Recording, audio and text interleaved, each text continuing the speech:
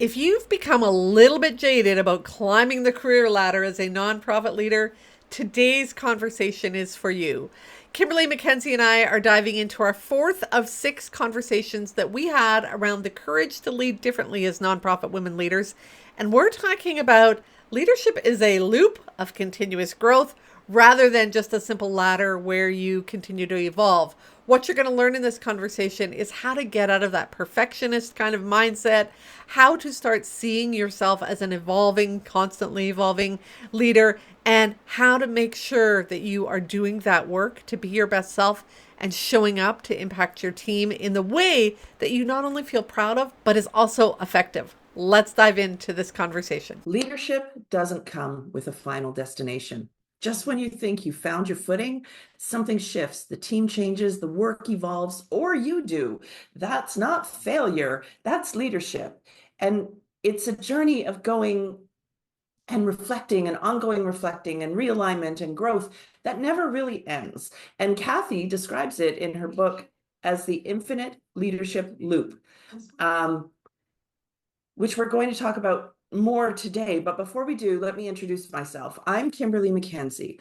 I am a former charity executive, leadership coach, facilitator, and strategic planning consultant, and I help teams and people find their flow. I'm here in beautiful Stratford, Ontario, and I'm thrilled to be here with my friend Kathy today. Kathy, hi.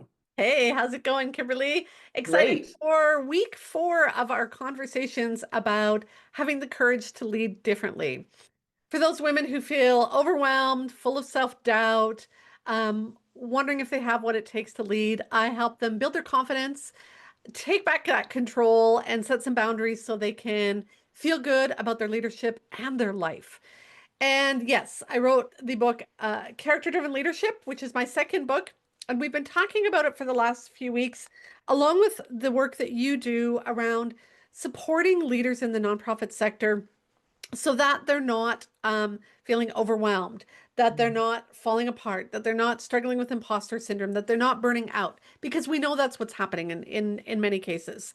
Mhm. We think as leaders, we get into the sector. Most of us start ground-ish kind of level, and we're like, okay, I just want to move into that position. And as soon as I move into that position, things will be fine. And then you get there and it's like, okay, maybe, maybe not. And you climb the ladder, however ladders is. Sometimes it's not a very high ladder in many nonprofits.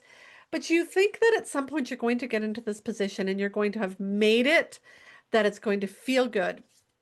And instead, we're still struggling. We're still feeling that lack of competence or skills and that imposter syndrome. I don't know what I'm doing. I'm afraid people are going to find out. You're overwhelmed. Your to-do list is a mile long. You never get to everything.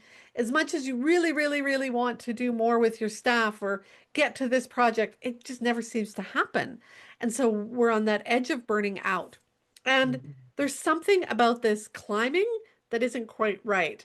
And what we're going to talk about is that loop that you Mhm. need to do. Kathy, as you described that, something else occurred to me. I remember when I was an executive director the first time, and the organization grew with me, actually. We were a tiny little organization with just $500,000 from one event. And basically, my only job was to build an event.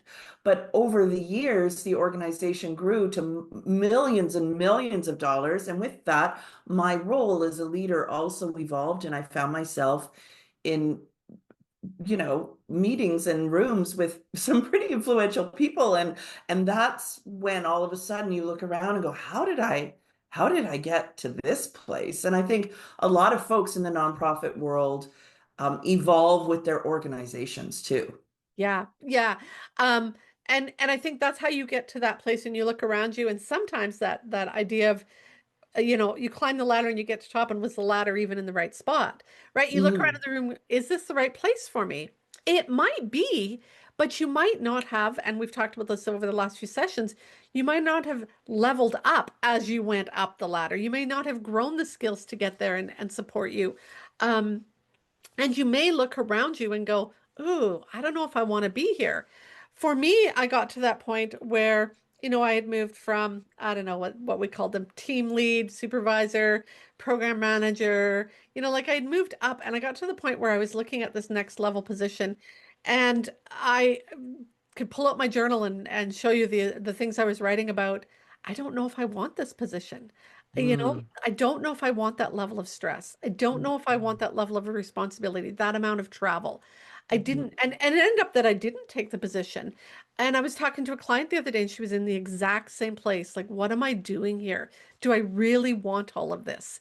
And mhm, I think sometimes, and we talked about this last time too, around that succession crisis, sometimes we get there and we're like, I don't know. Like, I just don't know if I want that next step. And for many of us, it's this kind of unconscious whirling in our head around, should I, shouldn't I? Oh my God, this is great. Oh, it's not great. And what we're talking about, this loop that we're talking about, is the need to slow this down and make it more of an intentional, growing, thinking, self-reflective process where you're not just caught in these mind loops. I don't know, I can't handle this. I'm never gonna have time. This is awful. Right? And we just mhm, spin ourselves out of control, literally sometimes. And mhm, so what we need to do is be more intentional about doing the inner work, slowing down and going, we started with values and pausing and reflecting. We need to do that work. mhm.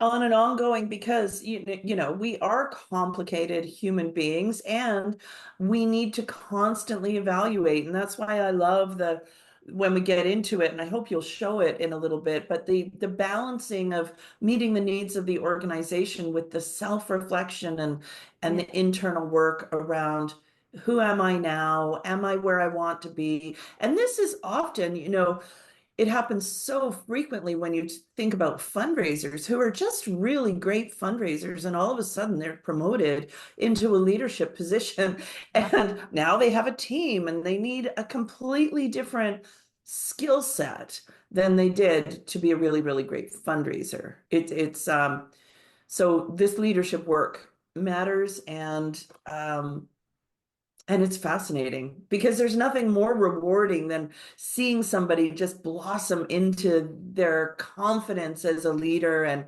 and come into a coaching session and talk about a retreat that they had and that they tried this thing and it worked and people are actually following them. And I think I might have said it before because somebody said it. I thought it was wonderful.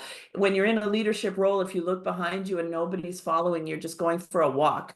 Did Yes, I say yes, that last week? you did, and it's an important reminder, because you're right. If and I'm the same way when people come back to calls and they're like, "Oh my God, it worked." Yes, it Yeah. worked because people are following you. They're excited to Yeah. be along with you. Mhm. So let me go back to the sessions that we've done so that it makes sense why we're talking about this today. We started Mhm. our sessions with three mistakes that you and I both made as leaders. We talked about that desire to lead like men or masculine sort of role models and the need instead to learn to lead from our own strengths and gifts and talents. We talked about, we thought if we worked harder, we could get further. And instead, that's not getting us where we need to go. That's just leading to burnout. We need to protect our energy. We don't know our values. And you got to get clear on your values, right? Like, why are you getting to these positions? What's the impact you want to make? So then we jumped into the power of the pause. If you're going to not make those mistakes and shift to those other three sort of ways of being where you're leading from your strengths, you're managing your energy, and you're using your values, you got to pause more, which we're going to get into in more detail in a minute. And then last week we talked about the reason why all of this matters is your character. It's your reputation. If you're not slowing down and being intentional, you're seen as hot-headed, bitchy, bitter, unavailable, I don't know, what is Kathy, another can word? you say that thing that you remind folks about what you said last week about being judged from your bottom? Yes, yes. I had somebody the other day say, "Oh my God," and I had to add a little piece. So Ugh. our character is what people think about us. It's our reputation. It's what they say at Smoker's Corner after the meeting at the water cooler to their spouse in the evening. It's what they say about you. Oh my God, or oh my God, right? Mhm. It's based on our conduct, what we do, our behavior, the things we say and do, and what we don't say and don't do. That's sort of our floor. we have an aspirational identity, the person we want to be, the person we desire to be, the person we think we are sometimes, but we're not always there. But we have to aim our sights there. I want to be a caring leader. I want to be compassionate. I want to be available. I want to be decisive. We have to have that vision. But people judge us on our worst days. I can be nice Mhm. all day long, sweet as pie. I think I said last time I can bake you cookies, right? Mhm. But if when we're in the middle of accreditation and stress is really high and I snap, then Mhm. people are going to say she's good until. So Mhm. here's the catch that I was talking about with somebody. They're like, oh my God, people are always judging me on my worst day. Like, that's not good. And I'm like, people make mistakes, people fall apart. The idea is that you raise your floor, right? So that Mhm. your ceiling gets higher and your floor, so your lows don't quite go so low. So while Mhm. at one point you would freak out and slam things, now maybe you just go, oh my God. And it's like, okay, that's not quite as bad as I used to be, right? So you're Mhm. always wanting to raise the floor and your ceiling. Does that make Mhm. sense? Yeah, I love it. I love that. And what is your bottom? I love that. Yeah. Um, How low will you go?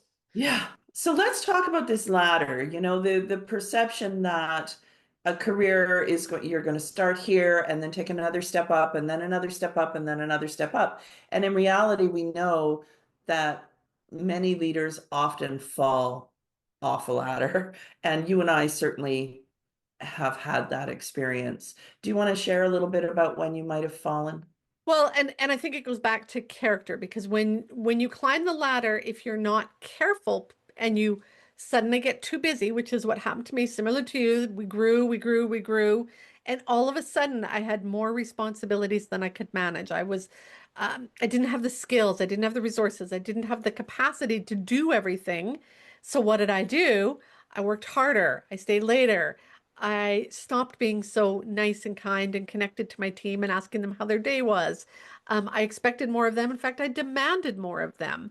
And so my character, that floor, went whoom, right? Um, on my worst days, I was my worst days more days than I wanted to admit.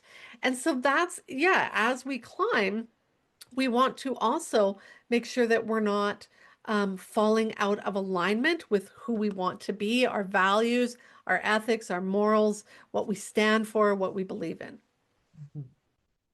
Mhm. Um, I was just, you know, I kind of stopped listening to you, to be honest, because I Because you've heard started this a thinking, zillion times before. You started thinking about your uh, own story. but it's really important. But I started doing that horrible thing where I was thinking about what I wanted to say instead of just listening to you. But I'm so so glad that I'm you did that. sorry, but it was just making me think about how much we learn from our darkest moments, and the idea of an abundance mindset being not this is happening to me, but this is happening for me. What is going on in this moment that I can learn from? How does this serve me? And what choice am I going to make around how I respond? Mm, Night of the Dark Soul, is that's what it's called? When I don't know. What is that? yeah, yeah, and at your deepest parts of life, it's I think it's called the night of your dark soul. Somebody else will correct me in the comments, I'm sure. Um, so what you're talking about though, Kimberly, how will this serve me? That's part of this loop. So let me share screen so that we can introduce people to this model. This model, um, first, I will say, started with my colleague Bill Scott. Him and I started the kind of process, and then I expanded on it. It's Um, so pretty. I Look at all know the it's so color. pretty. Oh my gosh. Yes. Okay. So it looks a lot like a lot, but here's the whole idea. We do this self-reflection, and as I said, we need to make this intentional because if we're not being intentional, we are getting caught in thought spirals and being pulled like 90 million miles away. And so if we're not doing this intentionally, again, we just get caught. But we go back and forth between this self-reflection and engagement with our people. We're at a meeting, we're having a conversation, we're on a Zoom call, we're sending an email, we're making supper, whatever we're doing, and people are in the room. we go back and forth between this being in our heads, just as you were saying, Kimberly, when you're in your head going, what's happening? We go back and forth. And unconsciously, you got thinking about, what's happening next. Mhm. More consciously, we're like, oh, let me listen before I do that, right? That's what we've been Mhm. taught, but we don't always do it. So this part is we have to, and we talked about the power of the pause. We have to slow down, stop, and tune in intentionally. That can be going for a walk. It can be sitting down with a journal. It can be taking time with your coach. It can also be in a micro moment in the middle of a meeting going, what on earth is going on here? Like, and you can tune in. Um, then you ponder. And just like you were saying a minute ago, why do we do that thing? What's going on? I often talk about what are my thoughts, feelings, body sensations. My chest is tight. My ears are red. I'm thinking I want to strangle them. I want to run, fight, freeze. All of these things is that ponder stage, but it's also what can I learn from this situation? Mhm. What brought this situation on? I'll often tell people to start with the end in mind. You're going into a tough conversation. What's the feeling I want for that person when we walk out of that meeting at the end? Mhm. How do I want them to feel? What action do I want them to take? And then you back it up. What do I need to feel to bring that? What do I need to say to bring that? And so you're pondering, you're thinking, you're mulling things over, you're planning, you're strategizing. And at some point, you're going to get to that, oh, that's what I need to do. And that's that shift in perspective, that pivot. And then you got to take the action. So again, when we're talking about your character, people judge you based on um, your conduct, which is your actions or inactions. So maybe you go, I have to let this person go. We've got to this point. It's time to let them go. But if you sit on that for 3 weeks, you're just going to create more toxicity in your team. Having the courage, having the vulnerability to go out and have that conversation is what's important. I'll stop talking and let you ask questions, Kimberly. I just put in the chat asking the folks who are here if they have had a moment of failure that turned into an opportunity. And while they're thinking about that, I wanted to just highlight something that you said, and that is, you know, what's happening in our body is uh, a really beautiful clue, and being more aware of how we are embodying moments or situations can be really helpful. And often our body will raise the flag and go before our mouth or our brain catches up with it. It's like, oh, there's a we talked about the ick feeling Yeah. last week, but the just this tightness in my chest or my ears.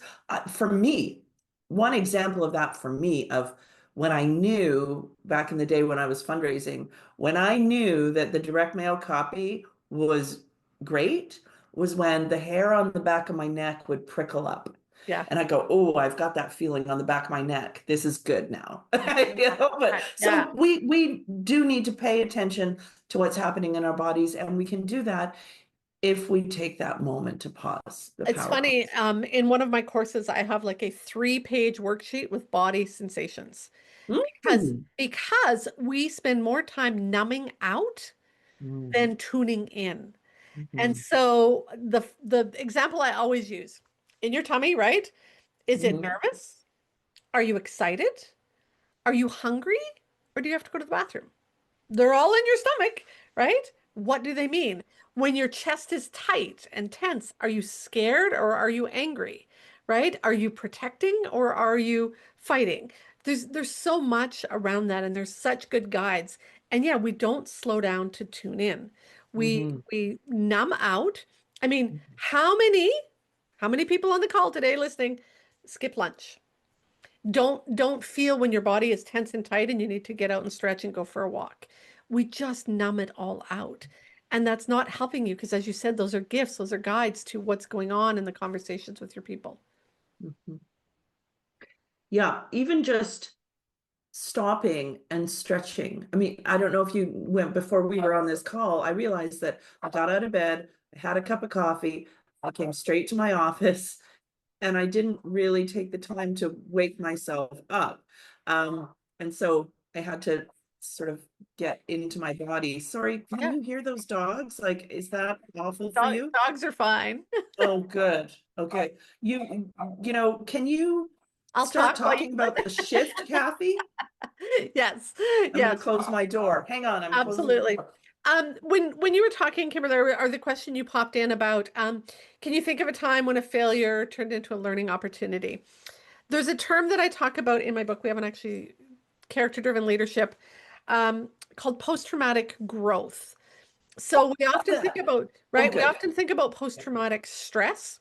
Yeah. But we need to make that shift in thinking, what can I learn from this situation? And again, when you go back to the model, pause, ponder, pivot, when you feel that, like you were just saying about the tingles in the back of your neck, you'll feel a energetic movement when you're like, oh, wait a minute. This is something I can use going forward. Mhm. This is a learning piece for me. As much as it felt awful and icky, and I'm so embarrassed, and I don't ever want that to happen again. I did Mhm. learn, here's some Mhm. examples of what clients have said, um, that I need to take a break before I go into that difficult conversation. I was overwhelmed. I was slammed back to back meetings. I hadn't eaten and I lost it in that meeting. Well, duh, right? Like, no wonder you lost it. And when you pause and slow down, you're like, okay, even like a 2-minute break would Mhm. have made all the difference in that meeting. That's a post-traumatic growth situation. Go ahead.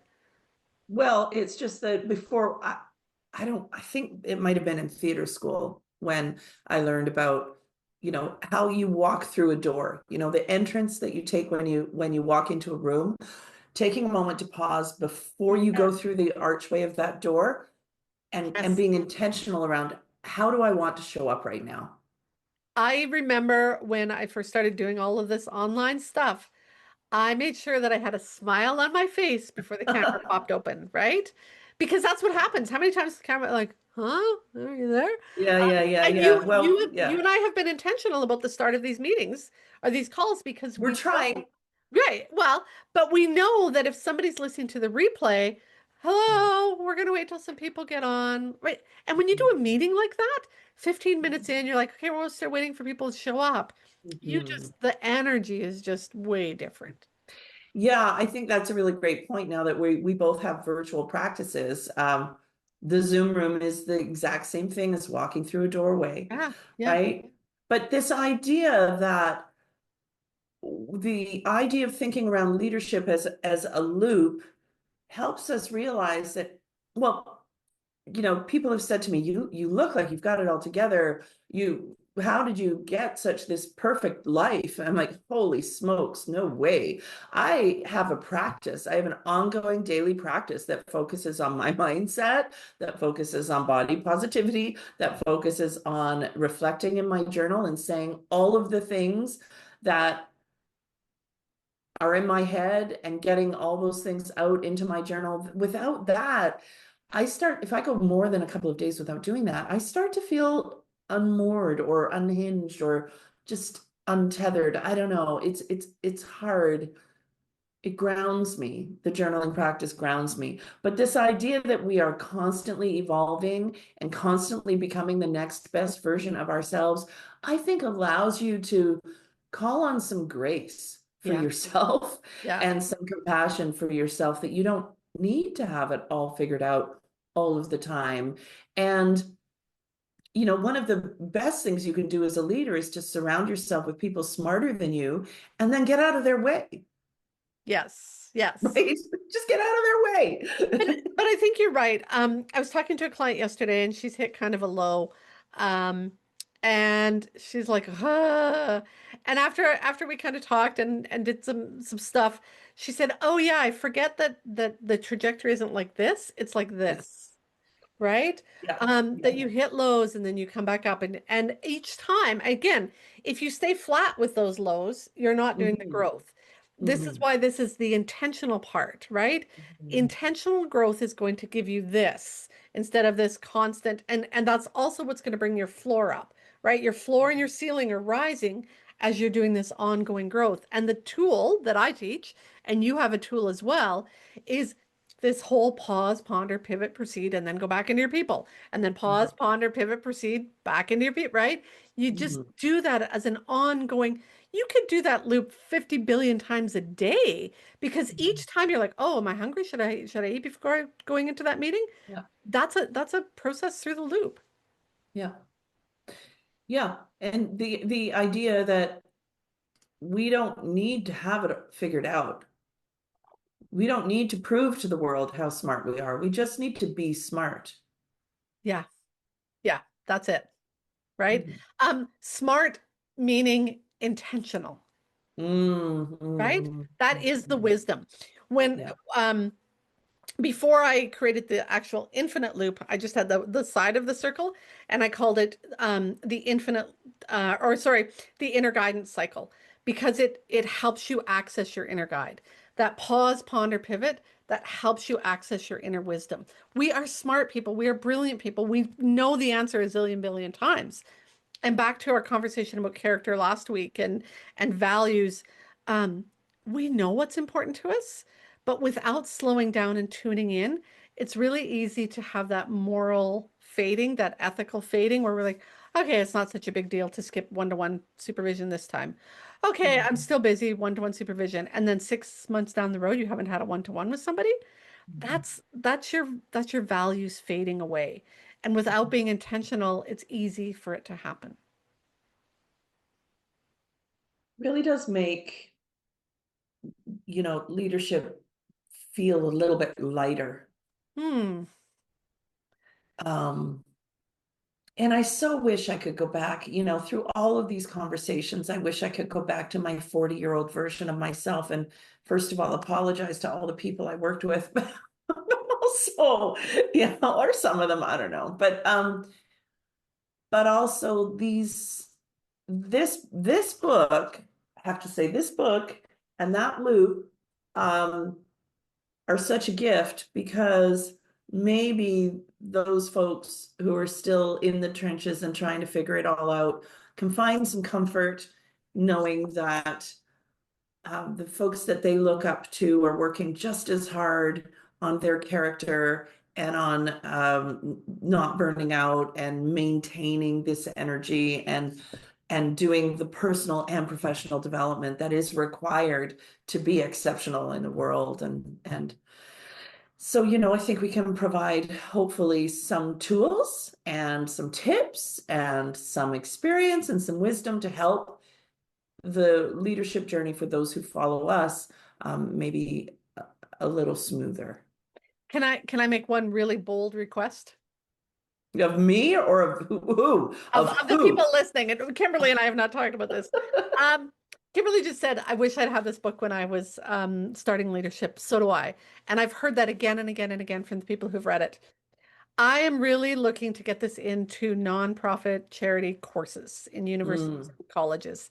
If anybody knows an instructor, please connect me. Because I want, like you said, Kimberly, this doesn't have to happen. It doesn't need to be this way. And we need to start giving people, the training that we're often doing is important training. I'm not saying it's not. Governance and, strategic thinking and all of those bigger picture stuff. But this is a lot about the inner growth of leadership, and we're missing that component. And as mhm, leaders, we keep thinking there's something wrong with us. I mhm, want to share something.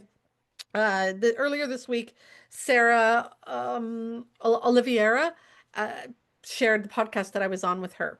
And she shared a brilliant thing. She said, we actually don't want you to be know-it-alls. Know-it-alls is a negative term. You mm. don't need to know all the answers. Yeah. You need to support the growth of your team. That's different. And if we can let go of that, like you said, that gives us grace. I don't need to have everything all together. I don't need to, be the one who has the absolute final decision, knows everything about everything. You just need to slow down, go through this growth process. Who is the expert on fundraising? Who's the expert on IT? Who's the one that can help me negotiate this with my board? When you slow down and you figure those things out, then you're going to do that constant growth. Well, and the beautiful thing about that is that speaks to knowing your strengths, right? I Yes. know what I'm good at, and I know the people I need to hire detail-oriented data people. That those folks who geek out over Excel, in fact, I married one of them even. So because that's not where my zone of genius is, Mm-mm. right? And and knowing that, knowing where your gaps are and how to leverage your own strengths is just an essential part of this work. And like we said, get out of the way, get out of your team's way, let them be brilliant. Just Yeah. let them be brilliant. Yes. So we're going to move into some practical steps next week, right? Yes, next week we are talking about the 6 practices that shape strong leaders.